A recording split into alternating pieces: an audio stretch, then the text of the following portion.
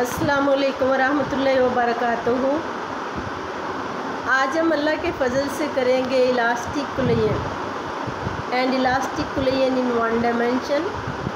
पहली बात तो ये है कि इलास्टिक कुलियन एंड इन इलास्टिक कुलियन जो है दोनों में फ़र्क को देख लेते हैं। जब भी आइसोलेटेड सिस्टम में टू बॉडीज़ कोलाइड करती हैं तो एक चीज़ जो है वो याद रखने की है कि linear momentum is always conserved in कुलियन of to bodies. वो इलास्टिक होगी या इनलास्टिक होगी। अब फ़र्क ये है कि अगर तो kinetic energy of to bodies after कुलियन remains conserved, also the linear momentum is conserved, then that is called the elastic collision. And if in the collision of two bodies the linear momentum remains constant but kinetic energy जो है that is not conserved, that is called inelastic collision. अब inelastic collision में kinetic energy जो है वो conserved क्यों नहीं होती है? रीज़न ये होती है कि सम पार्ट ऑफ एनर्जी जो है after collision is converted into other forms of energy such as kinetic energy, such as heat energy और साउंड एनर्जी और लाइट एनर्जी एक्स्ट्रास। अब inelastic collision in one dimension जो है, if two bodies in an isolated system collide in such a way that they doesn't deviate from their momentum direction or momentum line, that is called elastic collision in one dimension. अब elastic collision इन one dimension जो है इसके मुतल्लिक आपको MCQs आएंगे। In case of to bodies going to be in collision, elastic collision in one dimension, there is always speed of approach is equal to speed of recession, or we can say that v1 plus v1 dash, velocity of mass m1 before collision, sum of velocities of mass m1 before and after collision is equal to sum of velocities of mass m2 before and after collision, that is v1 plus v1 dash is equal to v2 plus v2 dash, or we can say that v1 minus v2 is equal to negative of v1 dash minus v2 dash। Picture में भी आप इसे देख लें कि v1 plus v1 dash is equal to v2 plus v2 dash और v1 minus v2 is equal to negative of v1 dash minus v2 dash। अब हमारे पास आ गया कि आफ्टर कुलियन अगर हमने after कुलियन velocity of mass m1 मालूम करना है तो v1 डैश जो है वो वेलोसिटी ऑफ m1 है आफ्टर कुलियन। इसमें आपने ये याद रखना है दोनों सूरतों में, चाहे v1 डैश मालूम करनी हो या v2 डैश, आप ये दो लाइन्स लगा लें। इसके नीचे m1 प्लस m2, इधर भी m1 प्लस m2 आएगा। अब यहाँ पे m1 minus m2 into v1 plus two m2 v2, और अगर आपने v2 फाइंड आउट करनी है तो देखें नीचे m1 प्लस m2 और ये 2m1 v1, आपने यहाँ पर v2 डैश लिया है तो इधर m1 v1 लेना है, और फर्स्ट में अगर हमने यहाँ v1 डैश लिया है तो इस 2 के साथ हमने इसके अपोजिट 2 सबस्क्रिप्ट लेना है m2 v2। बाकी सारे मेथड जो है, सारा फार्मूला जो है वो सेम, अगर यहाँ v1 है तो यहाँ v1, और अगर यहाँ v2 डैश हो तो यहाँ v2 डैश लगाएंगे, नीचे m1 प्लस m2 आएगा, इधर भी m1 प्लस m2 आएगा, और ये ऊपर 2m2 v2, अगर यहाँ v1 है तो इधर m2 v2 लेना है, और अगर यहाँ v2 डैश हो तो इधर फिर m1 v1 लेना है। ये दोनों डिफरेंस बस ज़हन में रखें। एक फार्मूला याद कर लें, v1 dash is equal to m1 minus m2 over m1 plus m2 into v1 plus 2 times m2 v2 over m1 plus m2। और अगर v2 डैश लेना हो तो फिर m माइनस m2 होना हो, तो यहाँ पे फिर m2 में से m1 को माइनस करेंगे, m1 प्लस m2 यहाँ v2 आएगा। और इधर 2m1 v1 over m1 plus m2, दोनों में फ़र्क देख लें। v1 dash is equal to, अगर 1 ले रहे हैं तो 1 में से 2 वाला मैथ माइनस करें, m1 माइनस m2, और यहाँ वही लेंगे जो यहाँ v डैश की वेलोसिटी है। v1 डैश है तो यहाँ v1 लिया ऊपर over m1 plus m2, plus लगाएंगे दोनों सूरतों में, यहाँ 2m2 v2 ओवर, यानी यहाँ अगर v1 है तो यहाँ v2 सबस्क्रिप्ट है।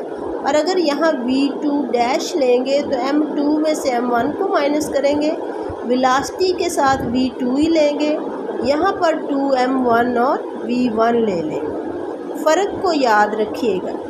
अब ये है कि इसके 4 केसेस, अगर इलास्टिक कुलेयन इन 1 डायमेंशन हो और m1 इक्वल टू m2 हो तो ये तो 0 हो जाएगा, क्योंकि m1 माइनस m1 हो जाएगा, ये 0 हो जाएगा। यहाँ पर ये दोनों जब इक्वल होंगे तो ये भी m1 है, ये भी m1, 2m1 और ऊपर भी 2m1, तो 2m2 ले लें m1 की बजाय, तो ये भी 2m2 हो जाएगा। तो ये और ये काट जाएगा और सिर्फ v2 बच जाएगा। इसका मतलब है v1 dash is equal to 2v2। अगर बॉडीज़ इन इलास्टिक कुलेयन में यूँ है कि उनके मैसेज जो हैं वो इक्वल हैं, तो m1 v1 की वेलोसिटी, m1 की वेलोसिटी जो है वो आफ्टर कुलेयन m2 की वेलोसिटी हो जाएगी, और m2 की वेलोसिटी आफ्टर कुलेयन m1 की वेलोसिटी हो जाएगी। अगर केस ऐसे हो कि मैसेज भी इक्वल हो और v2 एट रेस्ट हो, यानी m1 is equal to m2 and v2 is equal to 0, v2 is at rest. Similar case को आपने देखना है कि मैसेज इक्वल हैं तो v1 डैश जो है वो v2 के इक्वल, क्योंकि v2 0 था तो v1 dash is equal to 0 हो जाएगा, और v2 dash is equal to v1 हो जाएगा। यानी v1 जाके जब m1 जाके जब m2 से टकराएगी तो m1 खुद जो है वो रेस्ट पे हो जाएगी, और m2 जो है वो m1 की वेलोसिटी से आगे मूव करेगी। अब इसमें घबराना नहीं है, बच्चे कंफ्यूज हो जाते हैं या मिस्टेक्स करते हैं या उनसे हो जाती हैं। तो इन इलास्टिक कुलेयन इन 1 डायमेंशन जो है इसके 4 केसेस हैं। 2 केसेस हैं जब m1 is equal to m2 हो और आफ्टर कुलेयन मूव करती रहे तो v1 डैश v2 के इक्वल हो जाएगा और v2 डैश v1 के इक्वल।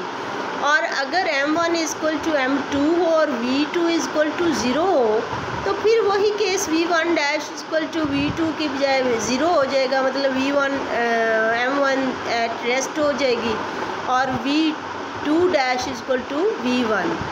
अब अगर हम ये करें कि सेकंड जो है मैथ m2 उसको एट रेस्ट लें, दैट मीन्स v2 को हम 0 ले लें, v2 हमारे पास 0 है। और अब करना क्या है कि एक केस में हमने ये करना है कि m1 is very very greater than m2, that means m1 जो है वो इतना हैवी है कि उसकी निस्बत m2 अप्रॉक्सीमेटली 0 है, या उसे हम निगलेक्ट कर दें तो फिर क्या होगा। और चौथा केस हमने लेना है कि v2 को 0 ही रखना है और m2 is very very greater than m1, that means कि m2 को हम इतना ग्रेटर लेते हैं कि m1 जो है वो 0 हो जाता है। तो इस पे देखें कि एक लाइटर जिस्म अगर हम m1 is very very greater than m2 लेते हैं तो एक लाइटर जिस्म रेस्ट पे है, उससे जाके जब हैवियर टकराएगा तो वो उसको और स्पीड से मूव करवाए। और अगर हम m1 को वेरी वेरी लाइटर ले देन m2 तो फिर एक भारी चीज़ से जाके जिस्म टकराए, सपोज़ करें दीवार है, ट्रक है, उससे जाके कोई बच्चे का। अब ये चीज़ क्लियर कर लें कि जब m2 इज़ एट रेस्ट और m1 is very very greater than m2 तो फिर एक ग्रेटर पार्टिकल जब जाके स्मॉलर से बिल्कुल छोटे लाइटर से टकराएगा तो उस पर तो कोई असर नहीं पड़ेगा। That means v1 dash is equal to v। लेकिन जो आपके पास लाइटर पार्टिकल है वो जितनी वेलोसिटी से m1 उससे टकराता है वो उसकी डबल वेलोसिटी से मूव करना शुरू कर देता है। That means v2 dash is equal to 2v1। और फोर्थ केस में अगर आपके पास जो है वो m1 is very very lighter than m2, then क्या होगा कि m1 जाके एक हैवियर बॉडी से जाके टकराएगा तो जो m2 है वो जहाँ पड़ा है वहीं पड़ा रहेगा। That means v2 dash is equal to 0। लेकिन v1 उसी स्पीड से वापस आएगा। That means v1 dash is equal to -v। अब हम इसे पिक्टोरियल फॉर्म में भी देख लेते हैं। अब ये केस थर्ड में देखें कि m1 is very very less than m2 और v2 0 है, तो फिर क्या होगा, m1 जो है वो लाइटर है, वो उससे टकराएगा और वापस जाएगा उसी स्पीड से। v1 dash equal to -v1 और v2 डैश जो है वो भारी है तो वो वैसे ही पड़ा रहेगा, v2 डैश 0 होगा।